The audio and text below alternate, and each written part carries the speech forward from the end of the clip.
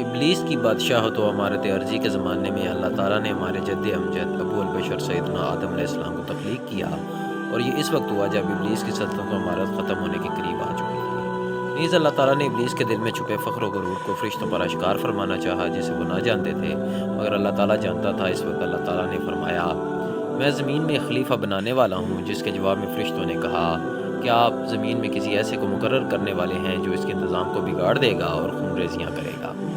ابن عباس رضی اللہ تعالیٰ عنہ سے اس آیت کی تفسیر میں منقول ہے کہ فرشتوں نے یہ جواب اس وجہ سے دیا تھا کہ زمین پر اس سے پہلے رہائش پذیر جنہوں نے فساد برپا کر دیا، خون بہایا اور اللہ تعالیٰ کی نافرمانی کی، لہٰذا اب بھی جو خلیفہ بنے گا وہ بھی تو ویسا ہی کرے گا، لہٰذا کہنے لگے، آپ کی حمد و ثنا کے ساتھ تسبیح اور آپ کی تقدیس تو ہم کر ہی رہے ہیں، لیکن اللہ تعالیٰ نے ارشاد فرمایا، میں جانتا ہوں جو کچھ تم نہیں جانتے۔ یعنی میں ابلیس کے فخر و غرور اور اس کی سرکشی کو جانتا ہوں، اور اس بات کو بھی جانتا ہوں کہ اس کے نفس میں باطل گھر کر گیا ہے اور اسے دھوکہ میں مبتلا کر دیا ہے۔ میں آدم کو پیدا کر کے ابلیس کی سرکشی کو ظاہر کر دوں گا تاکہ تم اپنی آنکھوں سے دیکھ لو۔ جب اللہ تعالیٰ نے آدم علیہ السلام کو پیدا کرنے کا ارادہ فرمایا تو حکم دیا کہ تمام روئے زمین سے مٹی لائی جائے۔ ابن عباس رضی اللہ تعالیٰ عنہ سے مروی ہے کہ انہوں نے فرمایا، اللہ تعالیٰ نے آدم علیہ السلام کی مٹی کا حکم دیا، بس وہ آسمان کی طرف بلند کی گئی اور لیسدار مٹی سے آدم علیہ السلام کی تخلیق ہوئی۔ یعنی اس سے پہلے گارے کی شکل میں تھی، پھر اس میں خمیر اٹھ گیا، بس اس لیسدار اور چپکنے والی مٹی سے اللہ تعالیٰ نے آدم علیہ السلام کے پتلے کو اپنے دست قدرت سے بنایا۔ ابن عباس، ابن مسعود اور دیگر چند صحابہ کرام رضوان اللہ علیہم اجمعین سے سورہ البقرہ آیت 30 ترجمہ، میں زمین میں سے خلیفہ بنانے والا ہوں، انہوں نے عرض کیا، کیا آپ زمین میں کسی ایسے کو مقرر کرنے والے ہیں جو اس کے انتظام کو بگاڑ دے گا اور خون ریزیاں کرے گا؟ آپ کی حمد و ثنا کے ساتھ تسبیح اور آپ کی تقدیس تو ہم کر ہی رہے ہیں۔ فرمایا، میں جانتا ہوں جو کچھ تم نہیں جانتے۔ کی تفسیر میں منقول ہے کہ اللہ تعالیٰ نے جبرائیل علیہ السلام کو زمین کی طرف مٹی لانے کے لیے بھیجا۔ زمین نے کہا، میں پناہ مانگتی ہوں تجھ سے اس بات کی کہ تو میرے اندر سے کوئی چیز کم کرے اور مجھے عیب لگائے۔ بس جبرائیل علیہ السلام واپس لوٹ گئے اور زمین سے کچھ نہ لیا، اور اللہ تعالیٰ کے حضور جا کر کہا، اے میرے رب، زمین نے آپ کی پناہ مانگی تھی، میں نے اسے پناہ دے دی۔ اس کے بعد اللہ تعالیٰ نے میکائیل علیہ السلام کو بھیجا، زمین نے ان سے بھی پناہ مانگی، انہوں نے بھی پناہ دے دی اور واپس لوٹ آئے اور وہی بات کہی جو جبرائیل علیہ السلام نے کہی تھی۔ اس کے بعد اللہ تعالیٰ نے ملک الموت کو بھیجا، زمین نے ان سے بھی پناہ مانگی، مگر انہوں نے کہا، میں اللہ کی پناہ مانگتا ہوں اس سے کہ میں لوٹ جاؤں اور اللہ کے حکم کی تعمیل نہ کروں۔ بس انہوں نے روئے زمین سے مٹی لی۔ ملک الموت نے ایک ہی جگہ سے مٹی نہ لی بلکہ مختلف مقامات سے سرخ، سفید اور سیاہ رنگ کی مٹی لی۔ یہی وجہ ہے کہ بنی آدم مختلف صفات و مزاج پر پیدا ہوئے ہیں۔ ملک الموت مختلف قسم کی مٹی لے کر آسمان کی طرف چڑھے اور اسے پانی سے تر کیا، یہاں تک کہ وہ لیسدار مٹی بن گئی، یعنی ایسی کہ یہ آپس میں چپک جاتی تھی۔ پھر اسے اس کے حال پر چھوڑ دیا، یہاں تک کہ وہ متغیر ہو گئی اور اس میں بو پیدا ہو گئی۔ اللہ تعالیٰ کے اس قول سوکھے گارے سے بنایا میں اسی حالت کا بیان ہے۔ حضرت ابن عباس سے مروی ہے کہ اللہ تعالیٰ نے ابلیس کو بھیجا اور اس نے زمین کے اوپر کی حصہ عدیم سے تلخ و شیریں مٹی لی، جس سے آدم کی تخلیق ہوئی۔ اسی وجہ سے نام آدم رکھا گیا ہے کہ وہ زمین کے اوپری حصہ عدیم سے پیدا ہو گئے، اور اسی وجہ سے ابلیس نے کہا تھا کہ کیا میں اس کو سجدہ کروں جسے آپ نے مٹی سے پیدا کیا، یعنی وہ مٹی جسے میں لایا ہوں۔ سعید بن جبیر رضی اللہ تعالیٰ عنہ سے مروی ہے کہ آدم نام اس لیے پڑا کہ وہ زمین کے اوپری حصہ عدیم سے پیدا ہوئے ہیں۔ ایک دوسری جگہ بھی ان سے یہی مروی ہے۔ حضرت علی رضی اللہ تعالیٰ عنہ سے مروی ہے کہ آدم علیہ السلام کو زمین کے عدیم یعنی اوپری حصہ سے پیدا کیا گیا ہے، اس میں عمدہ اور ردی ہر قسم کی مٹی شامل تھی، اس لیے تو ان کی اولاد میں اچھے برے ہر طرح کے لوگ ہیں۔ ابو موسیٰ اشعری رضی اللہ تعالیٰ عنہ سے روایت ہے کہ رسول اللہ صلی اللہ تعالیٰ علیہ وسلم نے ارشاد فرمایا، اللہ نے آدم علیہ السلام کو ایک مٹھی مٹی سے پیدا کیا جس کو تمام زمین سے لیا گیا تھا۔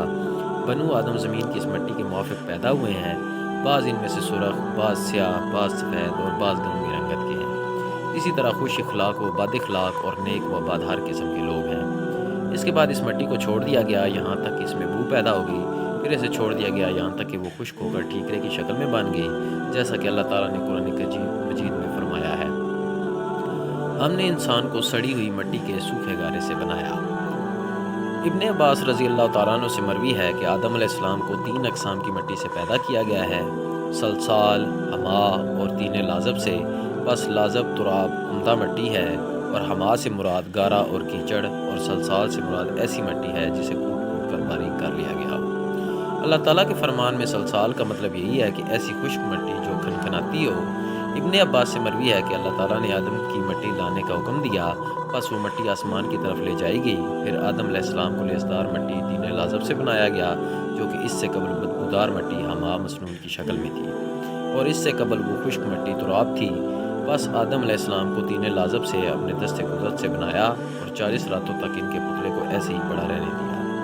اس دوران ابلیس اس پتلے کے پاس آیا اور اپنے پاؤں سے اس کو ٹھوکر ماری، جس سے اس کی آواز میں پیدا ہوئی اور وہ بجنے لگا۔ اللہ کے فرمان میں ٹھیکرے جیسے سوکھے سڑے گارے سے میں اسی طرف اشارہ ہے۔ اس کے بعد شیطان آدم علیہ السلام کے پتلے کے منہ میں داخل ہو کر اس کے دبر کے راستے باہر نکل گیا اور کہنے لگا، اس آواز اور مٹی کی وجہ سے جس سے تو پیدا کیا گیا ہے تیری کوئی حیثیت نہیں۔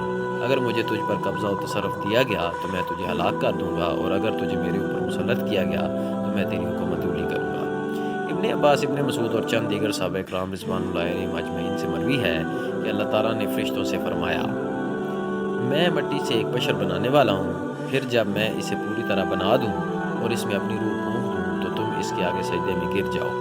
بس اللہ تعالیٰ نے اسے اپنے دست قدرت سے بنایا تاکہ ابلیس اس پر تکبر نہ کر سکے۔ اس کے باوجود جب ابلیس اپنے آپ کو آدم سے بڑا ظاہر کرتا ہے تو اللہ تعالیٰ فرماتا ہے کہ جس چیز کو میں نے اپنے ہاتھ سے بنایا ہے اس پر یہ ابلیس تکبر کرتا ہے، حالانکہ میں اس سے تکبر نہیں کرتا۔ بس آدم علیہ السلام کا انسانی شکل کا پتلا تیار کیا گیا اور پھر 40 روز تک اسی حالت میں پڑا رہنے دیا گیا۔ فرشتوں کا ادھر سے گزر ہوا تو وہ اسے دیکھ کر گھبرا گئے، اور سب سے زیادہ گھبراہٹ ابلیس پر طاری ہوئی۔ ابلیس جب بھی اس کے پاس سے گزرتا اس کو ٹھوکر مارتا، جس کی وجہ سے اس میں آواز پیدا ہوتی، جس طرح ٹھیکرے پر ٹھوکر لگنے سے آواز پیدا ہوتی ہے۔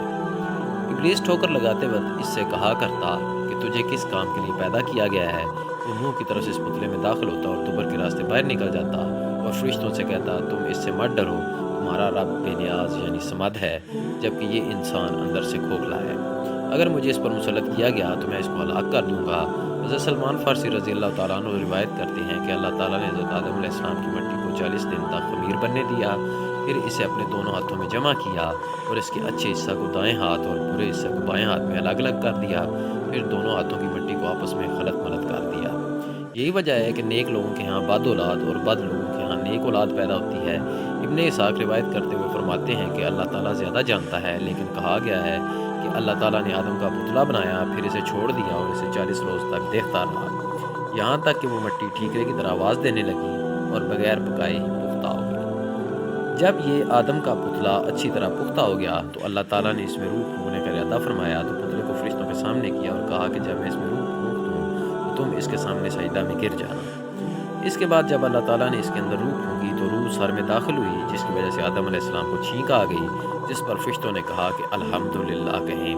الحمدللہ کہنے پر اللہ تعالیٰ نے فرمایا، رحمک ربی کہ تمہارا رب تم پر رحمت کرے۔ اس کے بعد روح آنکھوں میں داخل ہوئی تو آدم علیہ السلام نے جنت کے پھل اور میووں کو دیکھا۔ جب پیٹ میں پہنچی تو کھانے کی خواہش پیدا ہوئی اور آدم روح کی ٹانگوں میں پہنچنے سے قبل ہی ان پھلوں اور میووں کی طرف کود پڑے۔ قرآن کریم میں اسی اجلت پسندی کی طرف اشارہ کرتے ہوئے فرمایا، انسان جلد باز مخلوق ہے۔ اس کے بعد تمام فرشتوں نے سجدہ کیا، لیکن ابلیس نے انکار کیا اور تکبر کا اظہار کیا اور کافروں میں سے ہو گیا۔ اللہ تعالیٰ نے ابلیس سے پوچھا، جس چیز کو میں نے اپنے دست قدرت سے بنایا اس کو سجدہ کرنے سے تجھے کس چیز نے روکا ہے؟ شیطان نے جواب دیا، چونکہ میں اس سے بہتر ہوں لہٰذا میں ایسے انسان اپنے سے کمتر کو سجدہ نہیں کر سکتا جسے آپ نے مٹی سے پیدا فرمایا۔ اللہ تعالیٰ نے ارشاد فرمایا، تو یہاں سے اتر اور نکل جا، تیرے لیے تکبر مناسب نہ تھا، تو ذلیل و خوار ہو گیا۔ ابن عباس رضی اللہ تعالیٰ عنہ سے روایت ہے کہ جب اللہ تعالیٰ نے آدم علیہ السلام کے اندر روح پھونکی وہ روح ان کے سر کی جانب سے داخل ہوئی اور جسم کے جس حصہ میں پہنچتی وہ گوشت اور خون میں تبدیل ہو جاتا۔ جب روح ناف کے مقام پر پہنچی تو آدم علیہ السلام نے اپنے جسم کو دیکھا تو بہت خوبصورت معلوم ہوا۔ آدم علیہ السلام نے اٹھنا چاہا مگر اس پر قادر نہ ہو سکے۔ اللہ تعالیٰ کا فرمان، انسان جلد باز مخلوق ہے، میں اسی حرکت و واقعہ کی طرف اشارہ ہے۔ نیز فرمایا، آدم سے مارے خوشی کے صبر نہ ہو سکا، پھر جب اس کے پورے جسم میں روح پھیل چکی تو آدم کو چھینک آئی، جس پر انہوں نے الحمدللہ کہا۔ یہ اللہ تعالیٰ کی طرف سے اعلام کی وجہ سے تھا۔ اللہ تعالیٰ نے فرمایا، اے آدم اللہ تجھ پر رحم کرے۔ اس کے بعد وہ فرشتے جو اس وقت ابلیس کے ساتھ تھے، نہ کہ تمام فرشتے، انہیں سجدہ کرنے کا حکم ہوا۔ ابلیس کے سوا سب نے سجدہ کیا کیونکہ اس کے دل میں غرور و تکبر موجود اٹھا اس تکبر کی وجہ سے کہا میں اس سے بہتر ہوں اور عمر میں بھی اس سے بڑا ہوں، اور خلقت کے اعتبار سے بھی اس سے، اور اس طرح طرح کے اعتراض کرنے پر اللہ تعالیٰ نے اسے ہر خوبی سے محروم کر دیا اور ہر بلائی سے مایوس کر دیا اور اسے اپنی بارگاہ سے دھتکارا اور شیطان بنا دیا۔ یہ سب کچھ اس کے ساتھ اس کی نافرمانی کے سزا کے طور پر ہوا۔ اللہ تعالیٰ نے اس سے پوچھا اے ابلیس تجھے کس چیز نے سجدہ کرنے سے روکے رکھا جبکہ تمام فرشتوں نے سجدہ کیا ہے؟ جس کے جواب میں ابلیس نے کہا کہ یہ مٹی سے ہے اور میں آگ مٹی سے بہتر اور قوی ہے، لہٰذا میں اس کو سجدہ نہ کروں گا۔ اللہ تعالیٰ نے ابلیس کی یہ گستاخی سن کر اسے اپنی رحمت سے دور کر دیا اور جنت سے نکلوا دیا۔ حضرت ابو ہریرہ رضی اللہ تعالیٰ عنہ سے روایت ہے کہ نبی اکرم صلی اللہ تعالیٰ علیہ وسلم نے ارشاد فرمایا اللہ تعالیٰ نے آدم علیہ السلام کو اپنے دست قدرت سے بنایا اور ان میں روح پھونکی اور فرشتوں کی ایک جماعت کو حکم دیا کہ انہیں سجدہ کریں، بس انہوں نے سجدہ کیا مگر ابلیس نے سجدہ کرنے سے انکار کر دیا۔ پھر آدم علیہ السلام بیٹھ گئے اور انہیں چھینک آئی جس پر انہوں نے الحمدللہ کہا۔ اللہ تعالیٰ نے جواب میں فرمایا تیرا رب تجھ پر رحم کرے، اور حکم دیا کہ اے آدم فرشتوں کے پاس جاؤ اور انہیں سلام کرو، بس وہ فرشتوں کے پاس آئے اور السلام علیکم کہا، جس کے جواب میں فرشتوں نے وعلیکم السلام ورحمۃ اللہ کہا۔ پھر وہ اپنے رب کی طرف لوٹ آئے۔ اللہ تعالیٰ نے فرمایا یہ تمہاری اولاد کا بوقت ملاقات سلام ہے۔ جب اللہ تعالیٰ نے فرشتوں سے کہا کہ میں زمین میں اپنا خلیفہ مقرر کرنا چاہتا ہوں، تو فرشتوں نے سابقہ تجربہ کی بنا پر کہا کہ کیا آپ ایسے کو اپنا نائب مقرر کرنا چاہتے ہیں جو زمین میں فساد برپا کرے اور خون بہائے، حالانکہ ہم آپ کی تسبیح و تحمید اور پاکی بیان کرتے ہیں؟ اللہ تعالیٰ نے جواب میں فرمایا جو میں جانتا ہوں وہ تم نہیں جانتے۔